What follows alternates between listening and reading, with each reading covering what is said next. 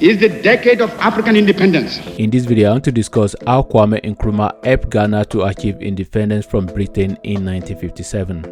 A new generation of African nationalists sought to mobilize a popular movement against colonialism, criticizing older African political leaders who preferred reform inside colonialism than destroy it. Kwame Nkrumah, who returned to the Gold Coast in 1947 after studying in the United States and the United Kingdom, backed protests by impoverished ex-soldiers who had fought for Britain during the World War II. In 1948, British troops opened fire on the demonstrators, sparking riots across the country. Nkrumah and other nationalist leaders were imprisoned for 2 months, sparking more student and teacher protests. In June 1949, Nkrumah established his own Convention People's Party (CPP), which launched a mass-based independence drive under the slogan "Serve Government Now." The CPP garnered support by linking economic and social problems to its vision of political independence. The party launched a positive action campaign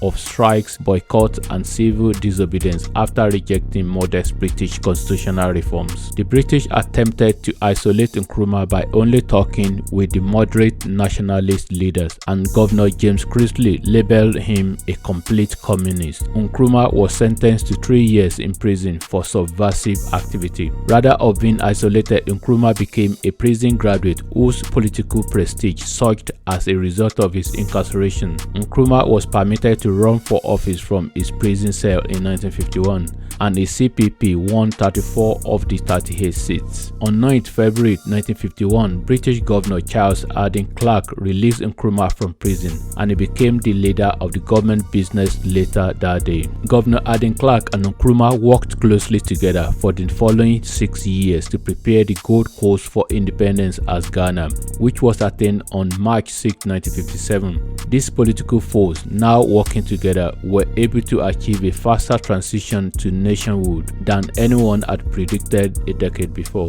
Nkrumah, formerly considered as a dangerous radical, was now regarded as a competent leader of the Ghanaian people as well as a trustworthy partner for British interests in the future. National independence and decolonization were officially achieved when the Union flag was lowered and the new Ghanaian flag with its black star in the center was flown. Whether Ghana and other sub-Saharan African countries are completely free from external control is another topic entirely. You can watch my video about the evolution of Ghana's region next.